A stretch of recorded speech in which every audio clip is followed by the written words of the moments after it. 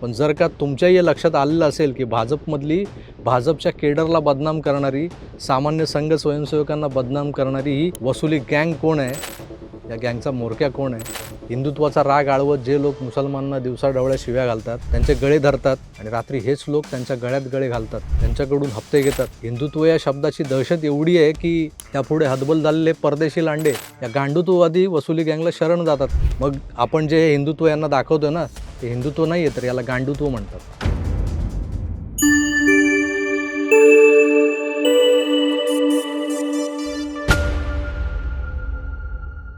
भाजपची वसुली गँग हा शब्द माझ्या 50 वर्षांच्या आयुष्यात मी तरी पहिल्यांदाच ऐकला काल, आणि तो सुद्धा भाजपच्या मित्रपक्षाच्या एका माजी नगरसेवकाकडून. कसं आहे, आजवर काँग्रेस काय, NCP काय, बहुतांश प्रमाणात सेना मनसेचे कार्यकर्ते हे अशा वसुली-बिसुलीशी संबंधित निघालेले आपण पाहिलेत. त्यांच्यावर खंडणीचे गुन्हे दाखल झालेले आपण पाहिलेत. कारण यांच्या कामगार संघटना, युनियन्स, माथाडी कामगार, अ, रिक्षाचालक संघटना, ट्रक टेम्पोवाले, अशा राजकीय पक्षांच्या अनेक दुय्यम शाखा ज्या असतात, या अशा प्रकरणात अडकलेल्या असतात. भाजप हा काही धुतल्या तांदळासारखा नाही, हे अलीकडच्या अनेक घटनांमधून सिद्ध झालेलं आहेच. पण पार्टी विथ डिफरन्स म्हणवणाऱ्या पक्षाचे प्रमुख नेते, जे कामगार संघटनाही चालवतात भाजपची, ते सुद्धा अशा वसुली प्रकरणांपासून 2 हात लांब असतात. मग भाजपची वसुली गँग कोण? हा प्रश्न उपस्थित झालाय तो दादरच्या प्रभाग क्रमांक 194 मधल्या शिवसेनेच्या समाधान सरवणकरांच्या पराभवानंतर. त्या अवघ्या 606 मतांनी पराभूत झालेत आणि कालपासून माध्यमांशी बोलताना सतत त्यांच्या तोंडून भाजपमधल्या वसुली गँगचा उल्लेख होताना दिसतोय. बरं, भाजपचे सगळेच लोक असे नाहीत. अगदी वरपासून खालचा सामान्य भाजपाई हा विचारधारेला बांधील असलेला आणि निस्वार्थ भावनेनं काम करणारा असतो. हे त्रिकालबाधित सत्य जे स्वतः समाधान सरवणकर हे देखील मान्य करतात. जे खरं आहे ते खरंच आहे.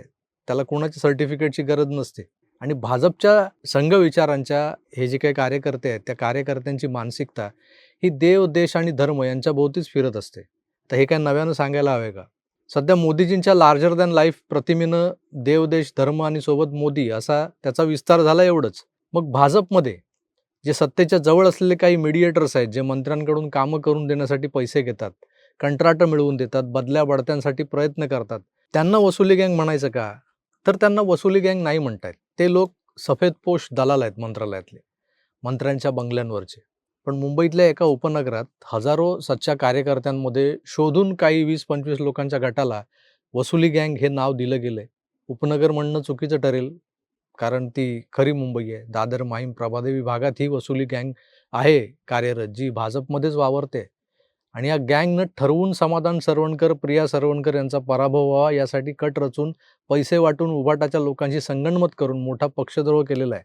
तुम्हाला जर एक अजून गोष्ट सांगितली तर आश्चर्य वाटेल, की नुसते शिवसेनेचेच उमेदवार नाही, तर भाजपच्या शीतल गंभीर यांना सुद्धा पाडण्यासाठी ही वसुली गँग ॲक्टिव्ह होती.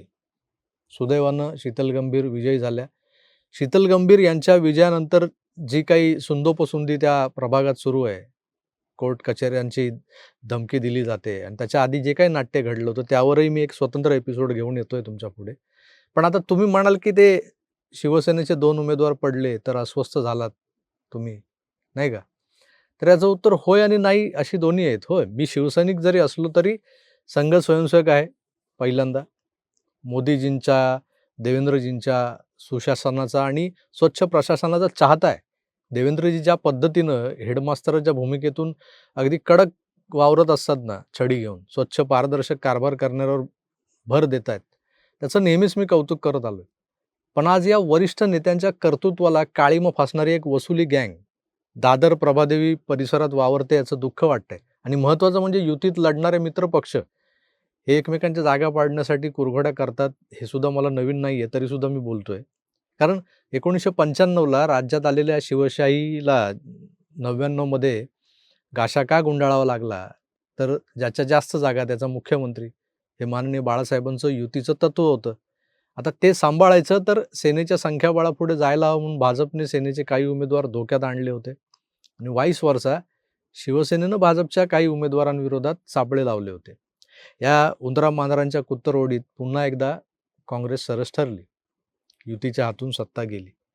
पुढे 15 वर्ष म्हणजे 2014पर्यंत हात चोळत बसावं लागलं होतं युतीला, भाजपला, शिवसेनेला दोघांनाही. हे सगळ्यांनाच आठवत असेल. पण या अशा एकमेकांच्या जागा पाडण्याच्या सेटिंग जर वरच्या नेत्यांकडून झाल्या तर ती पक्षाची रणनीती वगैरे आपण म्हणतो आणि म्हणून आपण एक वेळ त्याकडे दुर्लक्षही करू शकतो. पण दादरमधली वसुली गँग हा जो काही नवा बागुलबुवा समोर उभा राहिला ना, तो जरा खतरनाक आहे. या वसुली गँगला हे नाव का पडलं? समाधान सरवणकर यांनी आरोप करताना सरळ भाजपमधल्या काही मुठभर कार्यकर्त्यांनी संगनमतानं आपल्या विरोधात काम करत आपल्याला हरवलं, असा आरोप का नाही केला? ते संपूर्ण भारतीय जनता पक्षाला क्लीन शीट देतात आणि फक्त काही मोजक्याच लोकांचा उल्लेख वसुली गँग असा करतात. तेव्हा हे प्रकरण दिसतं तेवढं सोपं नाही हे लक्षात येतं. कसं आहे, तुम्हाला 2013 साली दिल्लीत ते जंतर मंतर आणि रामलीला मैदानावर झालेलं अण्णा हजारेंचं आंदोलन आठवतंय का?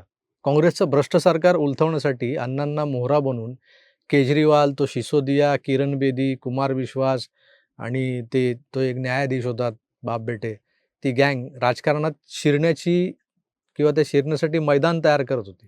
त्यांना एक सोपा मार्ग हवा होता राजकारणात यायचा.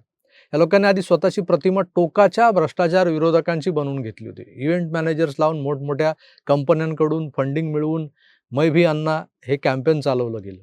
इव्हेंट मॅनेजमेंट कंपन्यांनीच हजारो बेरोजगार तरुण त्या रामलीला मैदानात बसवले आणून. फेसबुक, ट्विटरवरचा जो काय रतीब आहे, तो रतीब टाकला, जोरदार वापर केला गेला. आणि या सगळ्याचा परिणाम काय झाला तर आपले अण्णा प्राणांतिक उपोषणाच्या नादानं मरता मरता वाचले. यांचा इव्हेंट झाला, पण अण्णा जीवानिशी गेले असते. ते विलासराव देशमुखांच्या मध्यस्थीमुळे बचावले. तर ही एक सुरस कहाणी आहे. अण्णांच्या पीएने ती जगासमोर आणलेली आहे. आपण त्यावर एक वेगळा एपिसोड जरूर करू जर तुम्हाला हवा असेल तर. पण ती कहाणी आता यावेळेला सांगण्याचा उद्देश हाच, की आम्ही कट्टर भ्रष्टाचार विरोधी, आम्ही धुतल्या तांदळासारखे असं बोलून बोलून पायात बाटाच्या ₹126.15 वाल्या चपला घालून, डोक्यावर अण्णा टोपी, गळ्यात मफलर, अंगावर स्वेटर, साधासा तो काळा कांड्यांचा चष्मा चढवून केजरीवालनं जो स्वतः एक सनदी अधिकारी होता, ती चांगली नोकरी सोडून तो जनसामान्यांचा प्रतिनिधी बनून निवडणुकीच्या राजकारणात उतरलाय, भ्रष्टाचार मिटवायला निघालाय. हा भ्रष्टाचार मिटवायला आलाय असा हा मसीहा, हे जे काही वातावरण निर्माण केलं गेलं होतं, साधी राहणी, उच्च विचारसरणी असं उदाहरण सेट केलं त्याने. पण आतून त्याच्या इतका प्रचंड भ्रष्टाचारी, स्वैराचारी कोण दुसरा असू शकत नाही, हे त्यानं जगाला दाखवून दिलं. दिल्लीतलं त्याचं शासकीय निवासस्थान शीश महल, सोन्याचा कमोड, त्याच्यावर बसून काय करणार आहे तुम्ही सकाळी? तो सोन्याचा जगवारचे शॉवर, 116 इंचाचा LED टीव्ही त्याच्या संडासात लावलेला. बाहेर जो फकिरीचा आव आणायचा, तो आतून किती छैलाबाबू टाईपचा निघाला. तसंच काहीसं नकली हिंदुत्ववाद्यांचं आहे. भगवी टोपी घालायची, भगवा स्कार्फ घालायचा गळ्यात, मुसलमानांना शिव्या द्यायच्या, त्या पण सोबत 100 लोक असतील तर, आणि तेही आपल्याच इलाक्यात असताना. जे वातावरण बघून सेफर साईड जे काय असतं ते करून मुसलमानांच्या मोहल्ल्यात जाऊन त्यांना "क्या बे लशणके" असं म्हणायला यांची डांग फाटते. हे असले नकली हिंदुत्ववादी पायलीचे 50 सापडतील तुम्हाला आपल्या आजूबाजूला. आमच्यासारखे अंगावर केसेस घेणारे, कन्व्हर्जनला विरोध करणारे, विशाळगडावर जाऊन लांड्यांना भिडणारे, पोलिसांची लाठी खाणारे, हे फक्त यूट्यूबर्स असतात. त्यांना कोणी नेता, हिंदुत्ववादी वगैरे मानत नाही. पण काही लोक प्रचंड व्यावसायिक हिंदुत्ववादी आहेत हो. 2014 पासून राज्यातच काय देशात हिंदुत्ववादाचा बोलबाला झालेला आहे. त्यामुळे कोणी उठतोय आणि मुसलमानांना शिव्या घालतोय आणि स्वतःला हिंदुत्ववादी म्हणून घेतोय. पण नुसत्या शिव्या दिल्यानं तुम्ही हिंदुत्ववादी सिद्ध होत नाही ना. त्यासाठी तसं कर्तृत्व असावं लागतं. मी जे तुम्हाला केजरीवालचं उदाहरण दिलं ना, की आधी आपण प्रचंड स्वच्छ आहोत हे दाखवून त्यानं त्या प्रतिमेचा आधार घेत पराकोटीचा भ्रष्टाचार केला. तसाच काहीसा प्रकार दादर माईम प्रभादेवीत हिंदुत्ववादाच्या बुरख्याआड एका व्यक्तीकडून जोरदार चाललाय. दुर्दैवानं काही दिवसांपूर्वी मी सुद्धा अनावधानानं त्या व्यक्तीची भलामण करणारी पोस्ट टाकली होती. एक व्हिडिओही केला होता. पण त्यानंतर त्या व्यक्तीबद्दल सत्यता सांगणारे असंख्य मेसेजेस, असंख्य कॉल्स मला आले. खरं काय आणि खोटं काय हे समजून न घेता आपण एखाद्याचं कौतुक करून बसलोय, हे समजलं होतं मला. पण म्हटलं जाऊ दे, यात कुणाचं नुकसान तर नाही ना केलं आपण, कौतुकच केलंय. आता ज्यांना ते पटलं नाही, त्यांनी उघडपणे त्या व्हिडिओखाली कमेंट्स केलेल्या आहेत, की तुम्हाला काय माहिती ही व्यक्ती कशी आहे, तुम्ही उगाच लाल करताय कट्टर-बिट्टर विशेषणं लावून. असो, आपण चुकलो, एकदा चुकलो. पण आता सत्य उघडं पडलंय. या व्यक्तीनं काही लोकांना WhatsApp ग्रुपवर किंवा पर्सनल मेसेज करून दाखवतोय तुम्हाला स्क्रीनवर, "भाई से बात हो गया है. उधर से भी मिला है, बाँटना चालू करो." प्रिया को गिराना है, जो अपने है सबको बोल और मिलेगा. या दरम्यान एक समोरचा रिप्लाय आहे, टेन्शन मत लो, नेक्स्ट टाइम आपको जिताना है. म्हणजे इस बार जिसका पत्ता कट हुआ था ये वही है, ये वही है जिसका पत्ता कट हुआ था. नेक्स्ट टाइम जो जीतने वाली है या जीतने वाला है. मित्रो, हे चाट कोणाचे कोणासोबत केलेले आणि ते सगळे माझ्याकडे कुठून आले हे सध्या मी गुलदस्त्यातच ठेवतोय, कारण याचं कूळ मूळ उगमस्थान सांगणार नाही.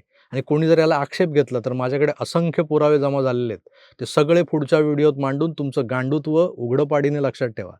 पण जर का तुमच्याही हे लक्षात आलेलं असेल की भाजपच्या केडरला बदनाम करणारी, सामान्य संघ स्वयंसेवकांना बदनाम करणारी ही वसुली गँग कोण आहे, या गँगचा म्होरक्या कोण आहे, तर तुम्ही ते गुलदस्त्यातच ठेवा. हिंदुत्वाचा राग आळवत जे लोक मुसलमानांना दिवसाढवळ्या शिव्या घालतात, त्यांचे गळे धरतात आणि रात्री हेच लोक त्यांच्या गळ्यात गळे घालतात, त्यांच्याकडून हप्ते घेतात. हिंदुत्व या शब्दाची दहशत एवढी आहे की त्यापुढे हतबल झालेले परदेशी लांडे या गांडूत्ववादी वसुली गँगला शरण जातात, कारण त्यांच्या पापी पेटका सवाल असतो ना. रस्त्यावर धंदा लावायचा आहे, इथून कमावलेला पैसा जकातीच्या माध्यमातून डब्यात टाकून जिहादसाठी पाठवायचा आहे. जर हप्ता वसुलीतून हे लांडे आजही आपल्या नाकावर टिचून आपल्याच पैशांनी आपली बॅक साईड वाजवत असतील, तर आपली फ्रंट साईड काय करते मग? मग आपण जे हिंदुत्व यांना दाखवतो ना, ते हिंदुत्व नाही आहे, तर याला गांडूत्व म्हणतात. कळलं गांडूत्वाचा अर्थ? दादरमधली वसुली गँग म्हणजे गांडूत्व आहे, गांडूत्व. त्यांच्याकडून दाखवलं जाणारं हिंदुत्व म्हणजे केजरीवाल सारखा कांगावा आहे. मित्रहो, मी माननीय बाळासाहेबांचा सैनिक आहे, पण ज्या भारतीय जनता पक्षाच्या विचारधारेवर मी प्रेम करतो, त्या पक्षाला बदनाम करणाऱ्या केजरीवाल छाप लोकांच्या कारवायांनी जसा मी अस्वस्थ झालोय, तीच अस्वस्थता प्रत्येक सामान्य भाजपाईच्या मनात उमटावी, हाच माझा हेतू आहे या व्हिडिओचा. तुम्हाला जर यावर काही म्हणायचं असेल तर ते मला कमेंट्स करून जरूर कळवा. मी तुर्तास इथेच थांबतो. पुन्हा भेटूच, तोवर आपली काळजी घ्या आणि पाहत राहा आपलं आवडतं यूट्यूब चॅनल आकार DG9. धन्यवाद. नमस्कार.